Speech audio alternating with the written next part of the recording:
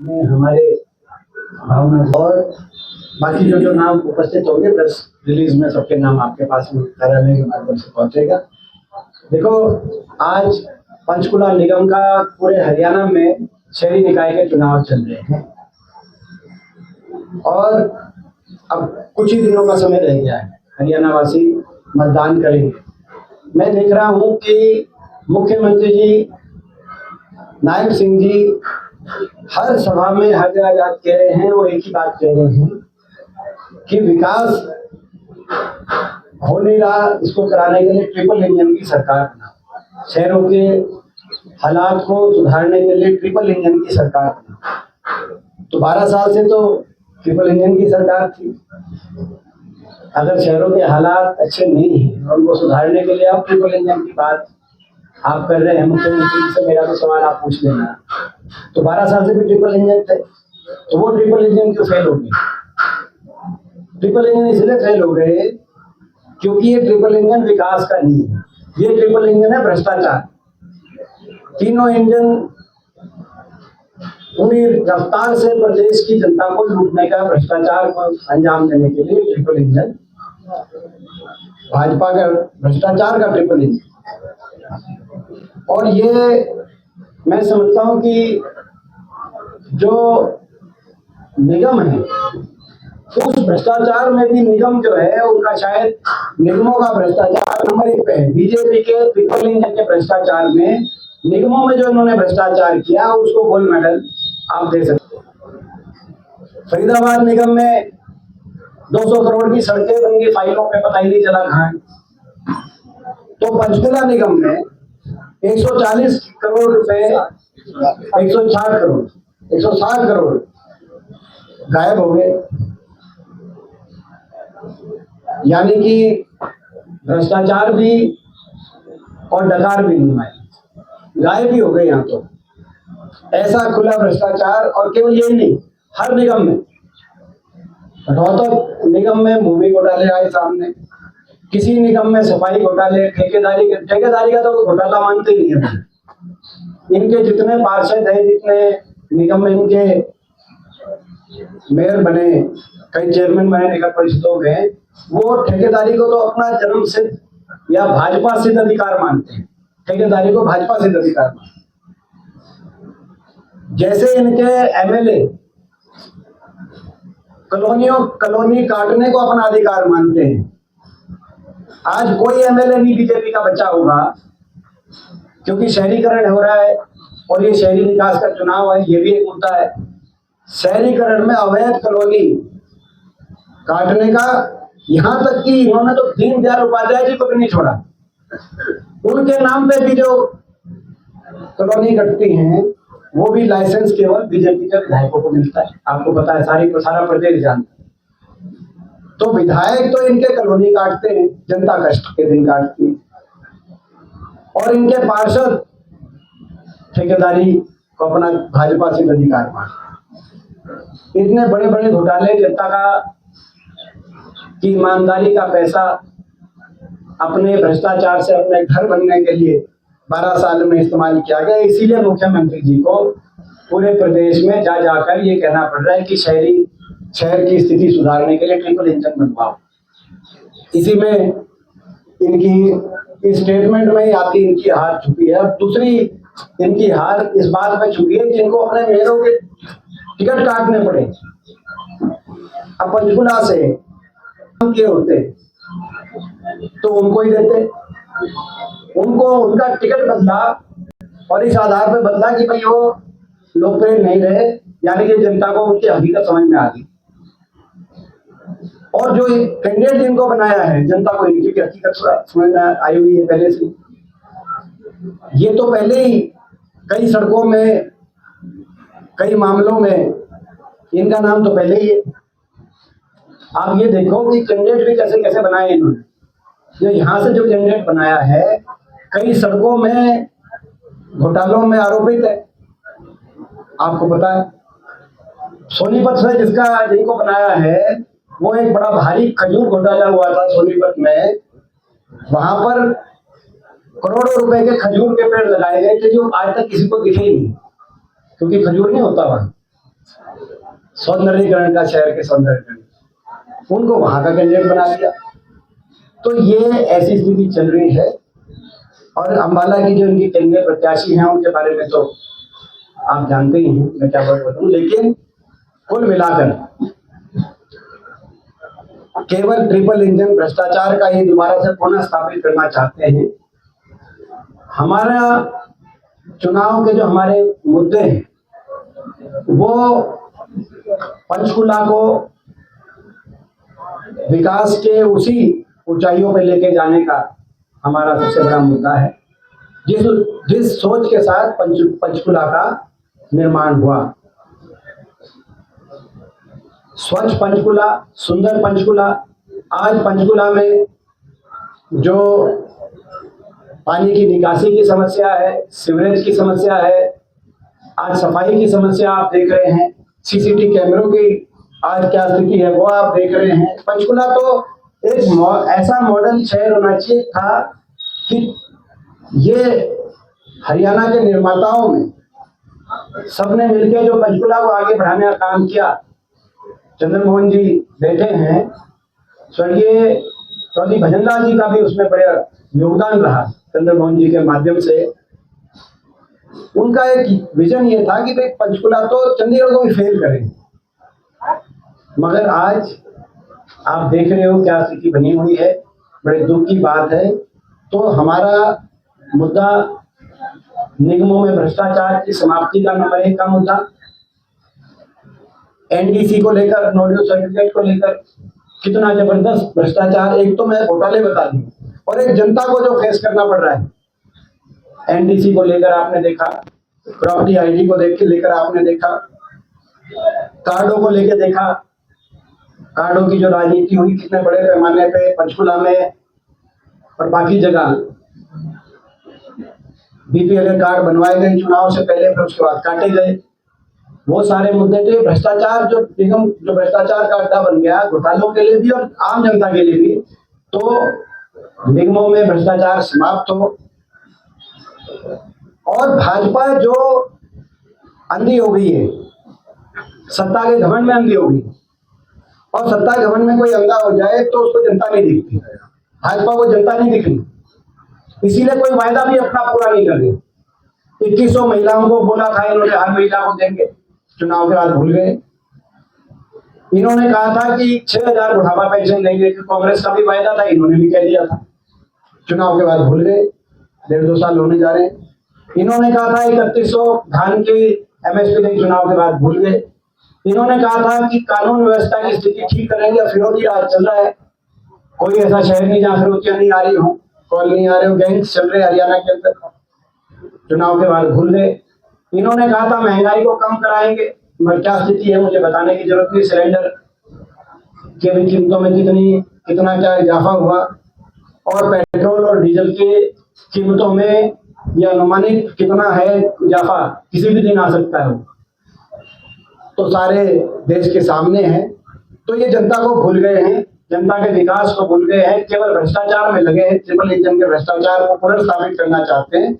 हमारे प्रदेश की जनता, पंचकुला की जनता से ये अपील है कि एक बैलेंस बनाते हुए, अगर बीजेपी के लीडर्स के मन में कोई इच्छा है कि कोई अच्छा काम करें, तो उनकी तो सरकार है, करें, जिसने रोका। लेकिन उनके भ्रष्टाचार पे नकेल कसने के लिए, और निगम की अपनी आमदनी होती है, पंचकुला निगम की अपनी आमदनी होती है, उस हिसाब से, उस सेंस में पंचकुला में विकास कार्य में विपक्ष की भी भूमिका रहे, निगरानी भी रहे, एक दूसरे पे चेक्स एंड बैलेंस रहे।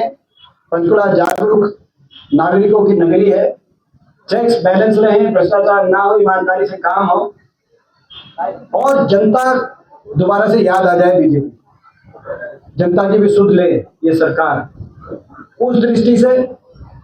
और विकास में प्रतिस्पर्धा हो, उनको जो कराना है चंडीगढ़ में उनकी सरकार है, किसने रोका है। लेकिन निगम हमारे पास होगा तो हम भी निगम में, हमारे सांसद वरुण जी और हमारे विधायक चंद्रमोहन जी के नेतृत्व में यहाँ पे जो निगम निगम के माध्यम से हम भी उस विकास की प्रतिस्पर्धा में विपक्ष की भी एक सकारात्मक भूमिका रहे। इस दृष्टि से कांग्रेस पार्टी का साथ दे, ये आज अपील करने के लिए हम सब यहाँ पे आए हैं। इसमें एक बड़ा मुद्दा जो हमारी प्रत्याशी हैं सुधा भारद्वाज जी, एक बड़ा मुद्दा प्रत्याशियों के बीच में तुलना करने का भी है। ये इतने सबका सम्मान करने वाली है, सबको साथ में लेकर चलने वाली एक ऐसी कैंडिडेट है। महिला कांग्रेस की अध्यक्ष के रूप में इनका कार्यकाल पूरे प्रदेश ने देखा है। इनमें कोई खासियत होगी कि प्रदेश महिला 3 करोड़ आबादी के हरियाणा में 2 ही मेन पार्टियां हैं, उसमें महिला कांग्रेस के अध्यक्ष के रूप में इनको जिम्मेदारी मिली और उन्होंने जिम्मेदारी जिस भावना से वो जिम्मेदारी का इन्होंने निर्वहन किया, मैं भी उस बात का साक्षी, मैंने भी देखा, सबका सम्मान करके और एक अच्छी सोच के साथ। ऐसे व्यक्तित्व की आज पंचकुला को आवश्यकता है। और महिलाओं की बात विशेष तौर से हम करना चाहते हैं, महिलाओं की, क्योंकि ये चुनाव तब भी हो रहा है जब बीजेपी ने साजिश के साथ महिला आरक्षण को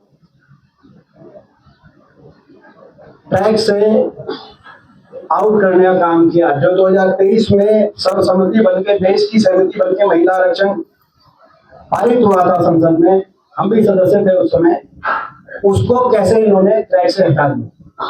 उसके बाद ये चुनाव हो रहा है। इसमें भी आपने नियत देख ली, इन्होंने तो महिलाओं को टिकट दी ही नहीं। और कांग्रेस ने 5 में से 4, 3 निगम और 2 परिषद, 5 में से 4 टिकट महिलाओं को देने का कार्य किया। ये तो महिलाओं को केवल महंगाई दे रहे, बात महिला आरक्षण ही कर रहे हैं।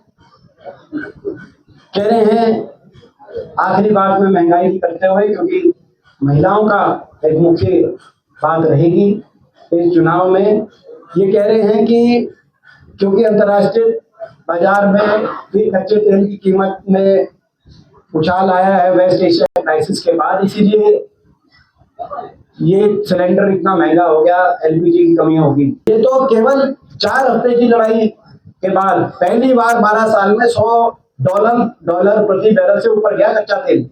हमारे समय 8 साल, यूपीए के समय 2006 में इराक युद्ध शुरू हुआ था, सितंबर 11 के बाद का आप याद करें, और 8 साल $100 प्रति बैरल से ऊपर था कच्चा तेल, $140 प्रति बैरल तक।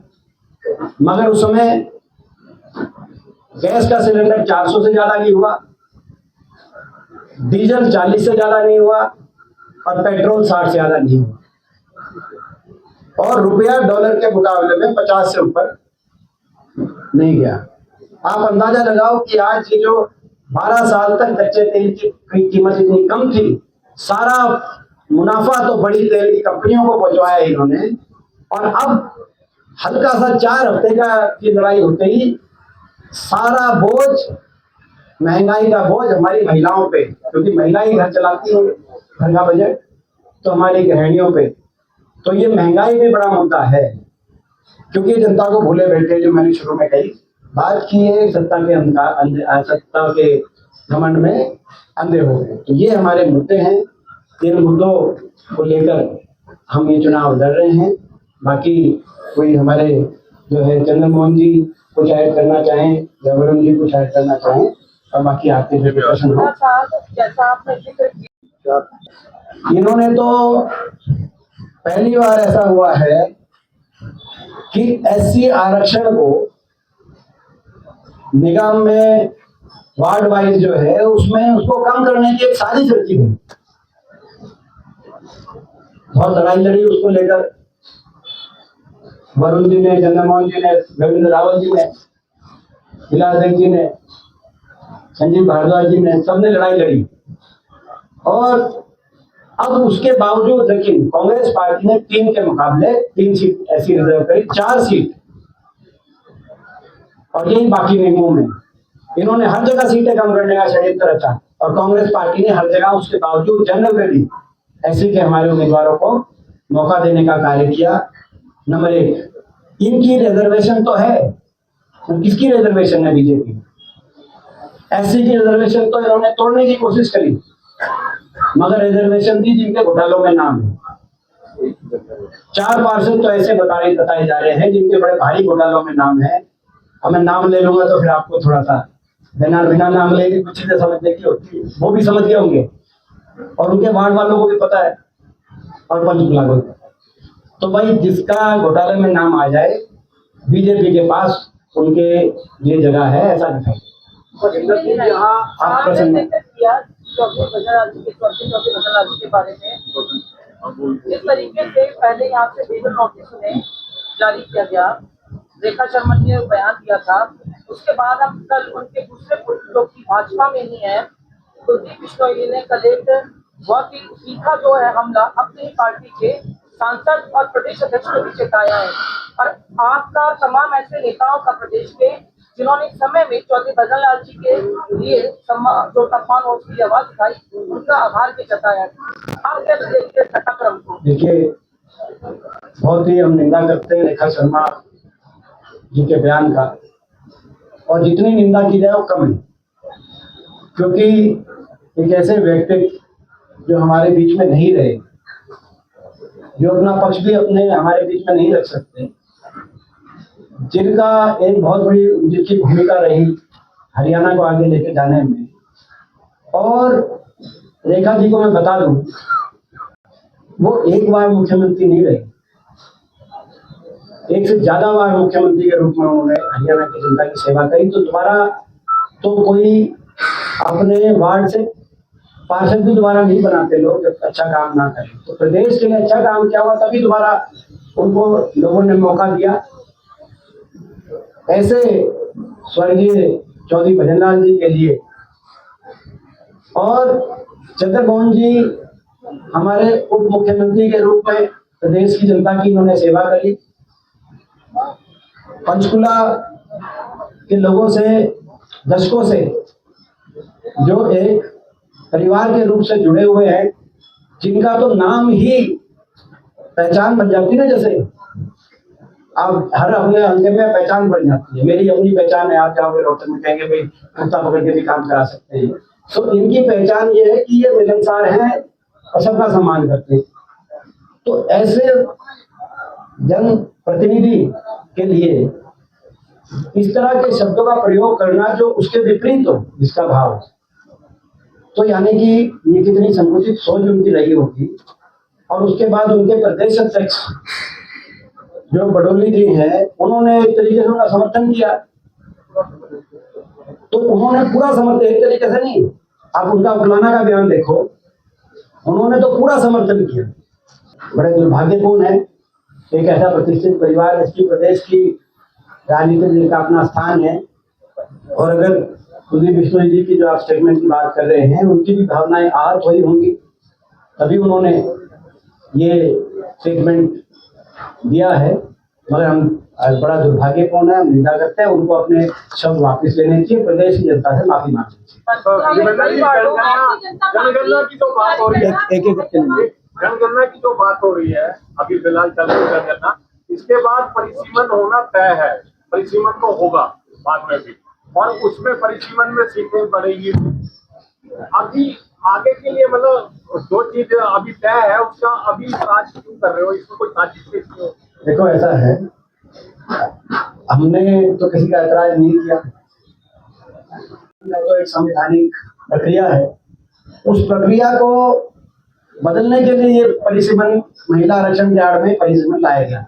ये जनगणना ये नहीं, 2011 की जनगणना, उसी के आंकड़ों के आधार पर और 50% का आंकड़ा इस भारत सरकार ने तय करके ये लोग लेके आए थे। और कुल मिला के उद्देश्य राजनीतिक परिसीमन करना था, बिना जो संवैधानिक प्रक्रिया उसका पालन करे, जिस प्रक्रिया के अनुसार चेक्स एंड बैलेंसेस रहते हैं, कोई अपने मनमाने ढंग से नहीं हो सकती परिसीमन, किसी पार्टी के कार्यालय से परिसीमन का लक्ष्य नहीं मिल सकता। लेकिन आप जो दूसरी बात कर रहे हैं कि जनगणना के बाद परिसीमन तय है, मैं उसका जवाब दूंगा।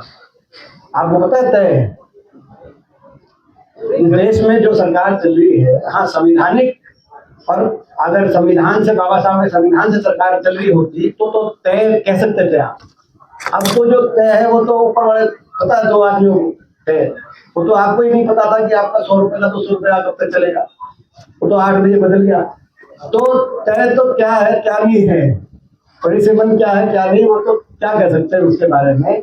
लेकिन संवैधानिक अगर भावना का पालन करते हुए अगर परिसीमन की प्रक्रिया होती तो उसका कोई विरोध नहीं।